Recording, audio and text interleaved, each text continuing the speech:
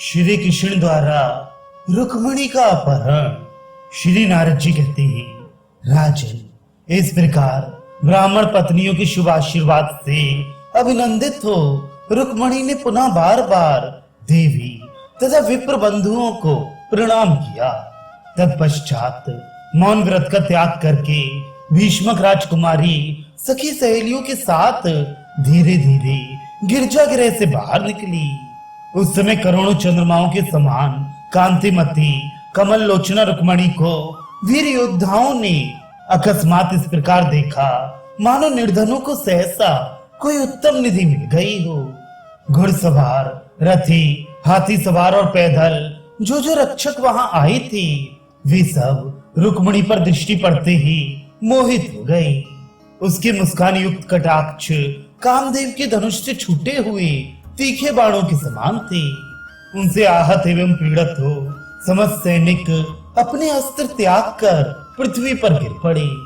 इसी समय घंटियों और मंजीरों के नाद से मुखरित तथा वैकुंठ स्थित नैश्रेयस नामक वन में उद्भूत अश्वों से जुटे हुए फहराती हुई ऊंची पताका से अलंकृत तथा वायु के समान वेगशाली रथ द्वारा दारुक सारथी सहित श्री हरि अपनी सेना की टक्कर से उस रक्षक सेना में दरार उत्पन्न करके तत्काल वहां उसी प्रकार घुस गए जैसे वायु कमल वन में बेरोक ठोक प्रविष्ट हो जाती है। शत्रुओं के देखते देखते शीघ्र ही स्त्री समुदाय के पास पहुंचकर भगवान श्री कृष्ण ने भीष्मक नंदिनी रुक्मिणी को अपने रथ पर चढ़ाकर जैसे गरुड़ देवताओं के सामने से सुधा का कलश उठा ले गए थे उसी प्रकार उस राजकन्या का अपहरण कर लिया। राजन, उस समय वे शस्त्रों में उत्तम दिव्य शांग धनुष को बारंबार टटकार रही थी। तदनंतर बड़े वेग से अपनी सेना के भीतर श्री हरि के लौट आने पर देवताओं की दुंदुभियां और यादवों के नगाड़े एक साथ ही बज उठे। सिद्ध और सिद्धों की कन्याएं तथा देवता लोग हर्ष से भरकर श्री कृष्ण के रथ पर नंदन वन के फूलों की वर्षा करने लगी। तब जय जयकार की ध्वनि के साथ बलराम सहित श्री कृष्ण धीरे धीरे वहां से जाने लगे। ठीक उसी प्रकार जैसे सिंह सियारों के बीच से अपना भाग लेकर मौज से चला जाता है।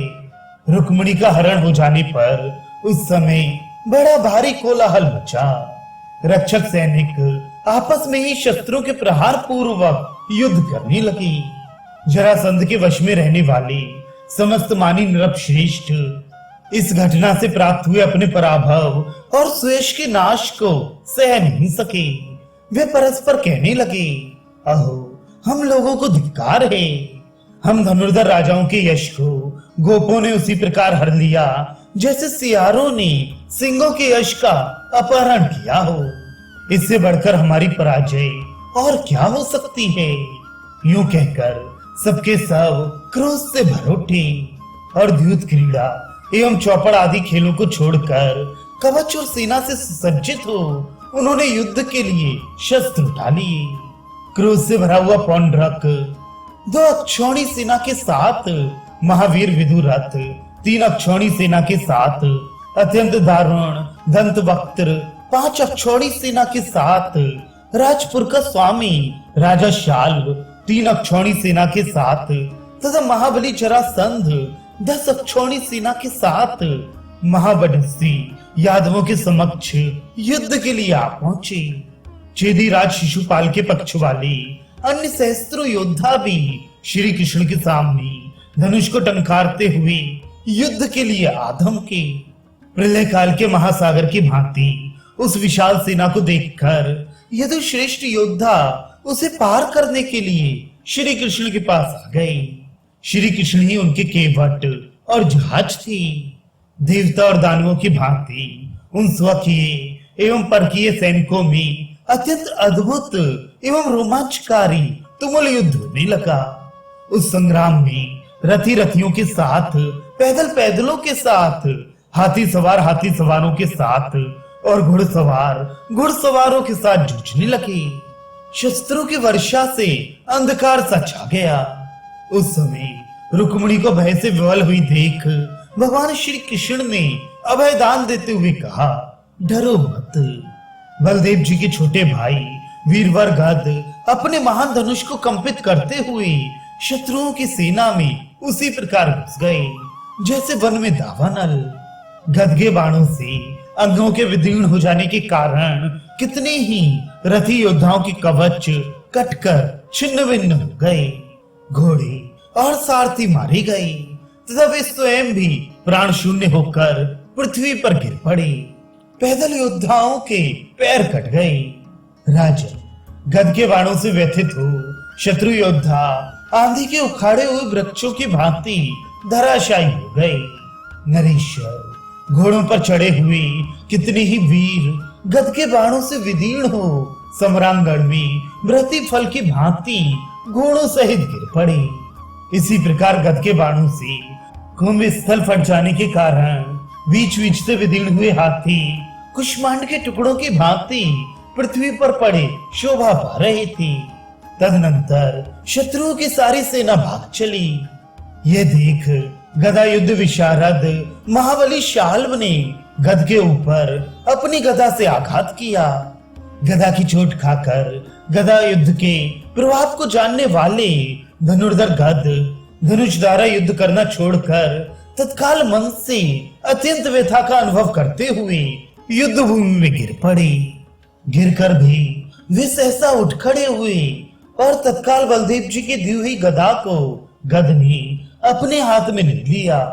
लाख बार लोहे की बनी हुई वे भारी गदा कौमोद की गदा के समान सुदृढ़ थी। उसके द्वारा गद ने राजा शाल पर उसी प्रकार चोट की जैसे इंद्र ने वज्र द्वारा किसी पर्वत पर आघात किया हो। गदा के प्रहार से व्यथित हो राजा शाल जब पृथ्वी पर गिर पड़ा तब पौंड्रक, जरासंध, दंतवक्त्र और विदुरथ ये चारों वीर गद के प्रति रोष से भरे हुए वहां आ पहुंचे। महाराज पौंड्रक ने भी जैसे कोई कटु वचनों से मित्रता के संबंध को नष्ट कर देता है उसी प्रकार 10 तीखे बाण मारकर गद के रथ पर फहराती हुई पताका को काट डाला।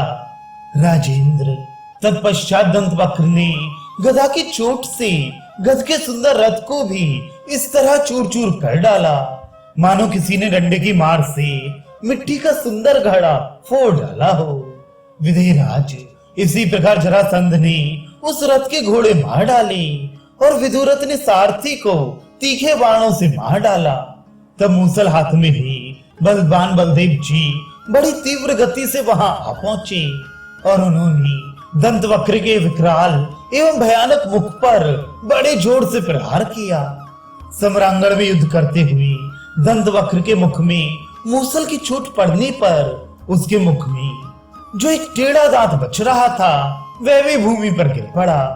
फिर तो रुक्मणी सहित दैत्यनाशन श्री हरि हंसने लगे।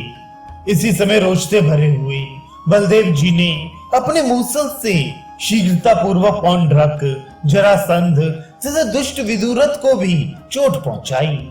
वे तीनों ही वीर खून से लथपथ हो युद्ध भूमि में मूर्छित होकर गिर पड़े। इसके बाद वहां आई हुई सारी सेना को कुपित हुए महाबली बलदेव ने हल से खींचकर मूसल की मार से मौत के घाट उतार दिया। उस सम्रांगण में 10 योजन दूर तक हाथी, घोड़े और पैदल सैनिक पिस गए, चूर चूर हो गए और धरती पर सदा के लिए सो गए। तब मरने से बचे हुए जरासंध आदि समस्त नरेश मैदान छोड़कर भाग गए और जिसकी उमंग नष्ट हो गई थी तथा जो अत्यंत हतोत्साह हो चला था उस शिशुपाल के पास जाकर बोली, पुरुष सिंह, तुम अपने मन की इस गिलानी को त्याग दो। एक विवाह तो क्या, इस भूतल पर तुम्हारे 100 विवाह हो जाएंगे। हम लोग आज ही द्वारका में चलकर बलराम और श्री कृष्ण को बांध देंगे तथा समुद्र की कांची धारण करने वाली इस पृथ्वी को यादवों से सूनी कर देंगे। इस प्रकार मित्रों के प्रबोध देने पर चेदीराज शिशुपाल चंद्रकापुर को चला गया और मरने से बचे हुए दूसरे समस्त नरेश भी अपने अपने नगर को पधारे।